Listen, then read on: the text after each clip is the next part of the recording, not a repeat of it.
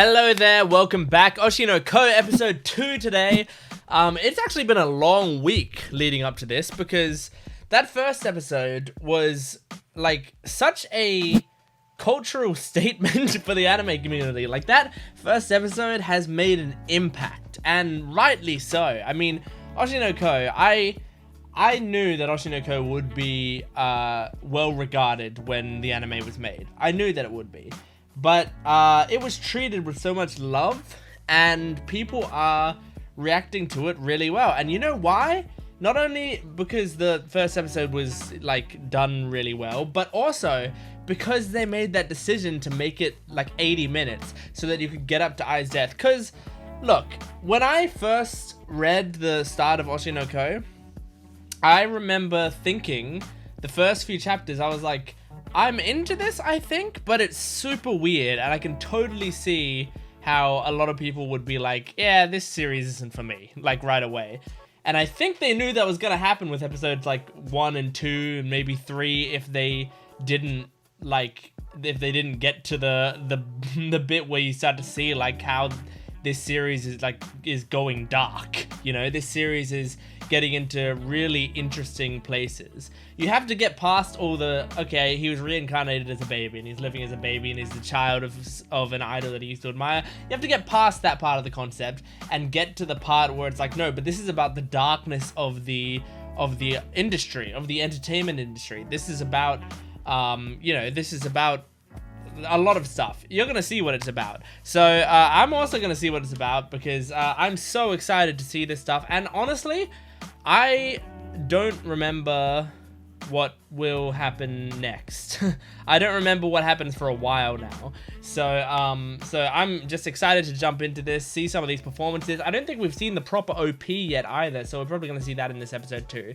If you want to watch the full-length reaction, go to my Patreon account. It's in the description below. You can watch it there. Otherwise, please support the video if you can, liking, commenting, subscribing.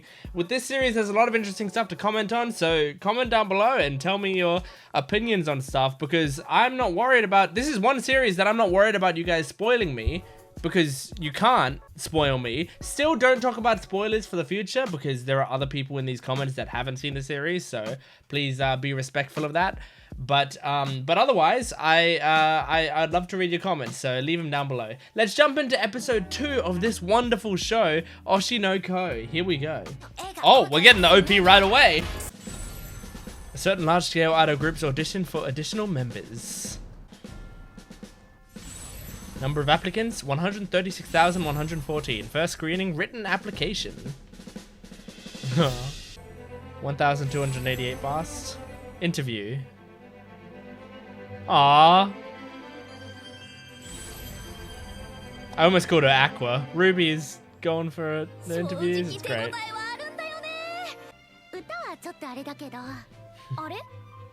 A bit shitty.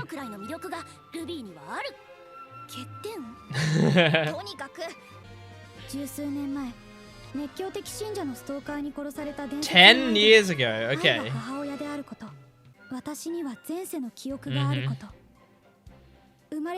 I actually, again, forgot that she was Sabrina. It happens.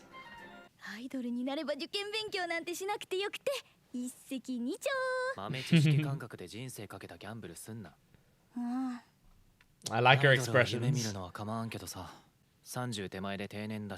Yep. It kind of sucks. But if you enjoy it, then it might not suck. That's true.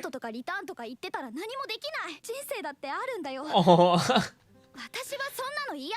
that's a kid's perspective.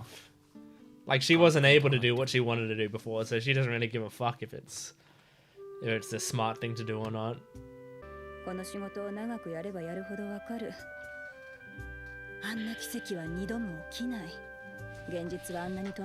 The entertainment industry be like that sometimes. You can be successful and then you may never be successful again. Those are happy highs. Oh. Maybe not. Maybe not happy. Aww. ルビー。 Oh, ダメだった。 give her a hug, please.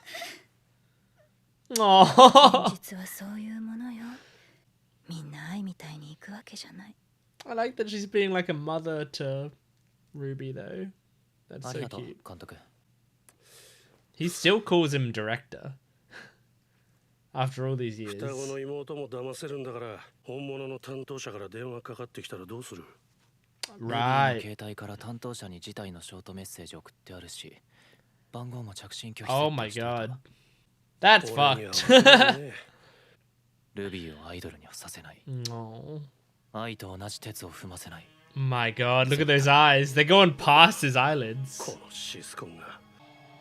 俺一人がそれをやり遂げるから。 Ah.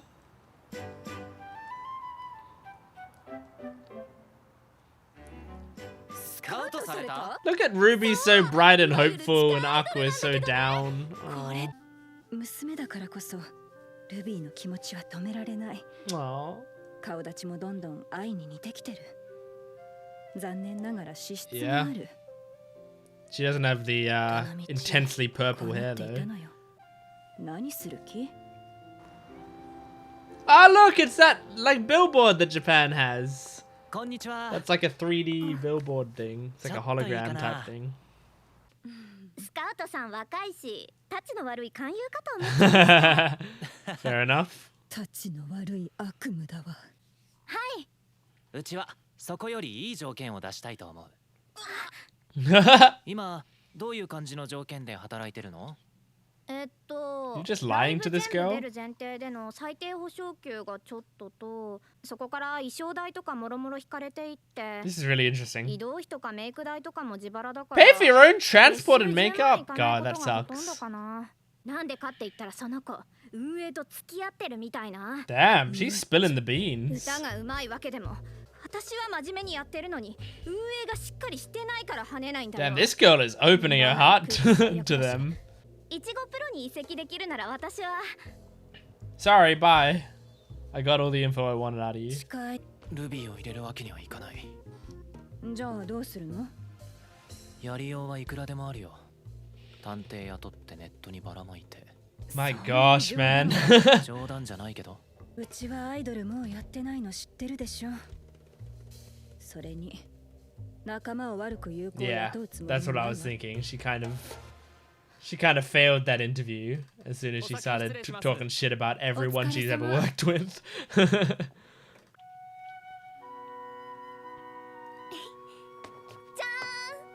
God, look how bright and happy she is. やっぱ大事な日はおしゃれしなきゃだよね。給料面だけじゃない。私生活でも。分かってるよ。 Yeah. それはアクアにも言われたって。 She also saw it ストーカー被害だっ firsthand. てそこら中にありふれた話よ。絶対ママみたいになるんだ。なんで Join us? 私本気でアイドル。本気ならうちの事務所に Hell 入りな yeah. さい。いちごプロは十数年ぶりに。 Keep her close. Then you can keep her safe. これでルビーはいちごプロ所属のタレント。なんかしたら訴訟するからね。ここはないからね。That's funny. アクア君よ What く来 the たわ hell? ね。 Excuse 監 me, 督どうし lady. てますか？ What's with your hair and actually your face and your mouth 今日もご飯食べていく。 and your voice? お構いなく。 What's with you, lady? What's you do? また役者やる気になったんじゃないのか？妹と同じ高校を受けるんだろ。 I mean, he never wanted to 芸能科受 do けるのはル acting. ビー You だけ。 made him. もらえるなんか。お前が俺に弟子入りしてきた時 Foam Club? 絶対役者に Is な that る like って顔 Fight してた Club? もんだが。I mean, there's a lot of references there. 俺にとって役者というのは単なる手段だ。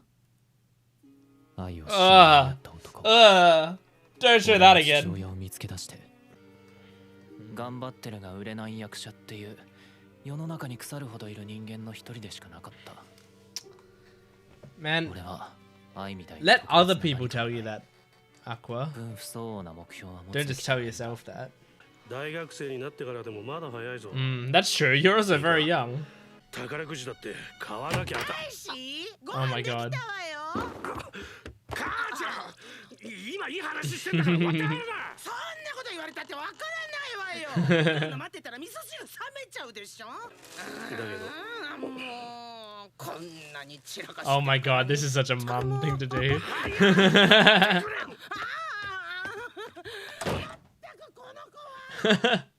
俺みたいなやつ意外と多いから。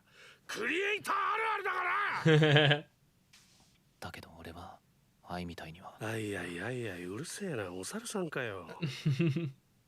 お前みたいに頭の出来が良かったか。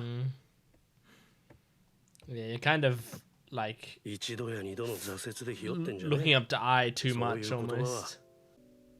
Oh, that was her wish as well. なんで偏差値40のうちを受けたの？校風に惹かれまして。そこまで校風に魅力を感じたの？ Damn. 星のアクアマリンだもんね。Oh, みんなめんどくさがってアクアって呼ぶけど。 Kana? アクア。 Hey, Kana. Long time no see. 10 years? アクア。アクア。あなた星のアクア。やっと会えた。 Aww. 一般化受けた。なんだよ。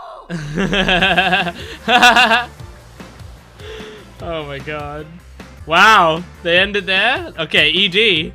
Alright, first and foremost, let's talk about the OP and ED. So, the OP, I mean, okay, so I thought what they would do with the OP is they would, the Yoasobi music video, I thought they would take that and like cut it down. Because there's some bits of the Yoasobi music video that's kind of like stills of the characters and stuff, and there's other parts of the music video that are like full animation. So I thought the parts that were full animation were the parts that were going to be in the OP.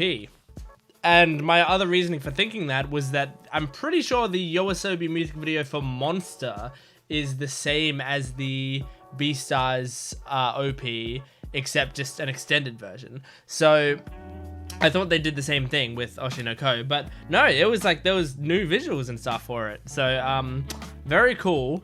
And I liked all the visuals, and I liked the stuff that it's showing is gonna be happening in this season, because it reminded me of a few things that will be happening probably in this season. I'm pretty sure, based on the fact that it's in the OP, and there's some good stuff there.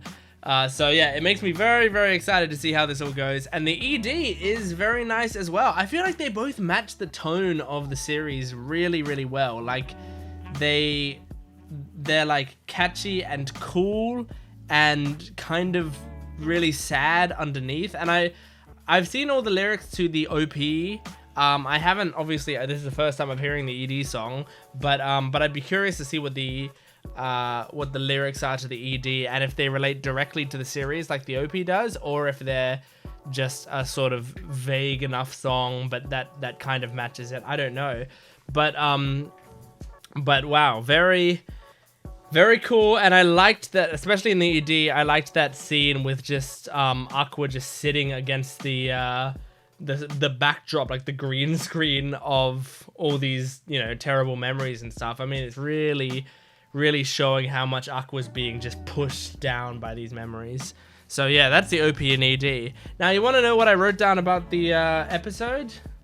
I didn't write anything down. I was just watching it. I didn't write anything down. But also, like, since I know this series, I don't, like, sometimes when I'm watching series, a lot of the notes I'll be taking are like names of characters and you know, like things that I should be remembering, but I know the names of most of these characters because I've read it, so I don't need to be writing that stuff down, and so I end up not taking any notes at all and just watching the show. But that's fine. It just means that I kind of forget some of the things that I wanted to talk about. But man, Ruby, I mean, this episode just shows like how Ruby and Aqua were affected by Ai's death differently, you know, and it really comes from their perspectives, like just generally their perspectives on from their previous lives, because Aqua, in his previous life, he lost a person who was very important to him, and like and then he died, you know, and then he came to this new life and he lost another person very important to him. He's getting to the point where he's protective, and like he's also associating all this stuff with the idol industry, because he at this point has seen from both a fan perspective and a being integrated within a perspective how deep and dark the idol industry can be, and the fact that he's lost so many people, that like, and also the fact that he died, like he actually lost his own life due to something in the related to the idol industry, you know. So he's seeing how dangerous it is, and like, and so he is getting to the point where he is mopey and protective, because Ruby is like the closest thing to I that he has left, you know, and she's starting to look more and more like I, and then she's also like super bubbly and happy and has the same aspirations, you know. So he is incredibly protective of her. And on the opposite side of the coin, Ruby, who also experienced the same death, the death of I, but in her previous life, she lost her life. And I don't mean lost her life as in died. I mean lost her life as in she didn't get to live the life that she wanted to live. At least Aqua in his previous life, he grew up. He became an adult. He went into medicine. He gained, like, he got friends, lived in a town, so got to know people, you know. He kind of got to do what he wanted. And Ruby never got to do that. She was 12 years old with a terminal illness in a hospital for a lot of her life, barely able to stand up, you know. Like, this is a girl who didn't get to live out her life, and now in her second life, she is seeing a chance to not only live out her life, but live out her dreams. So of course she's gonna chase it. And you can't really blame either of them for those perspectives, really. You know, you can blame them for how they go about them and how they actually act on those thoughts and feelings. But for having the thoughts and feelings themselves, it makes perfect sense, and you can see why both of them are like that. It's very nicely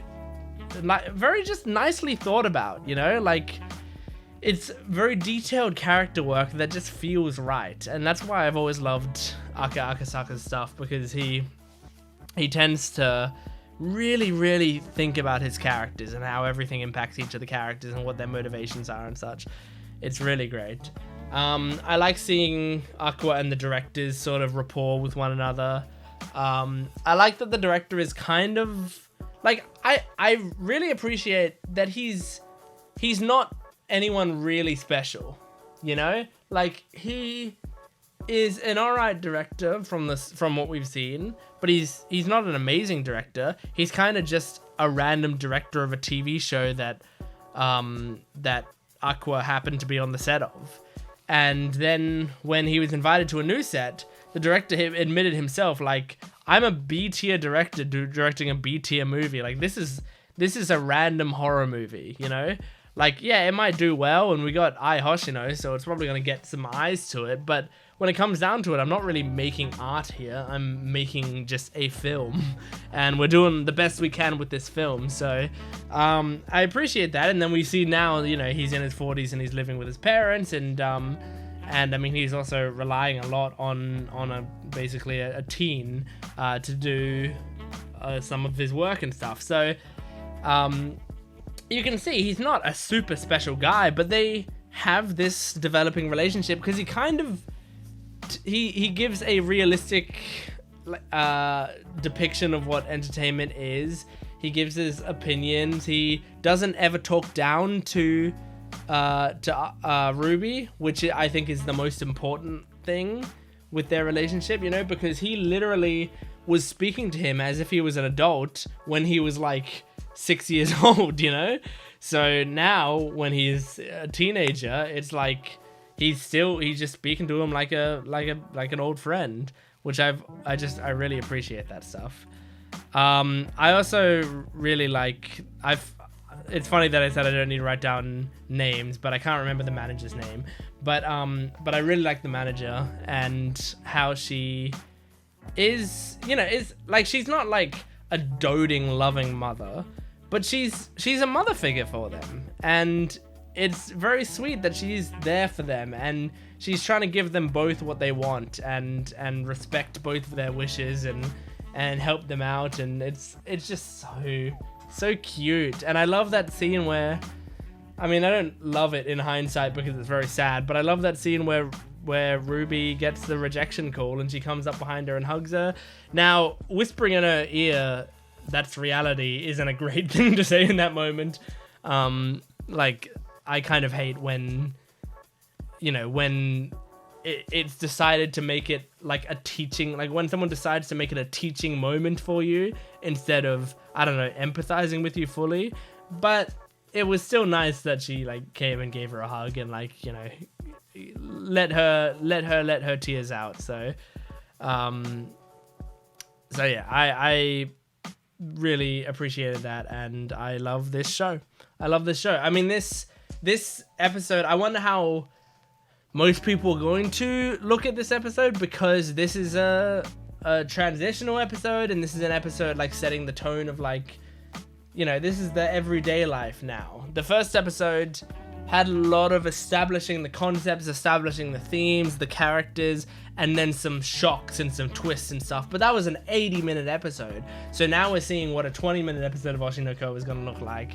And, you know, it's not a series that is going to be having a twist every single 20 minutes, you know, and it's not going to shock us to the core every 20 minutes or do something really dark and fucked up every 20 minutes. Like, it's just not going to do that.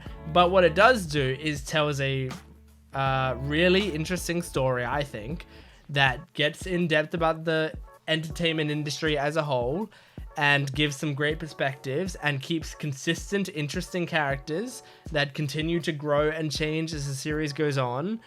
And it's funny as well. Like, it's occasionally got some solid humor to it, which we know because Kaguya-sama Lovers War is also just one of the funniest series out there. So Aka can always be funny if he wants to be. But yeah, anyway, that's the end of Oshinoko episode 2. I hope you enjoyed my reaction to it. Please make sure to support the video if you can. Like the video, comment down below, subscribe to the channel, and my Patreon account in the description below has full-length early access and exclusive videos, so you can go check that out as well. Thanks for watching. I'll see you next time. Goodbye.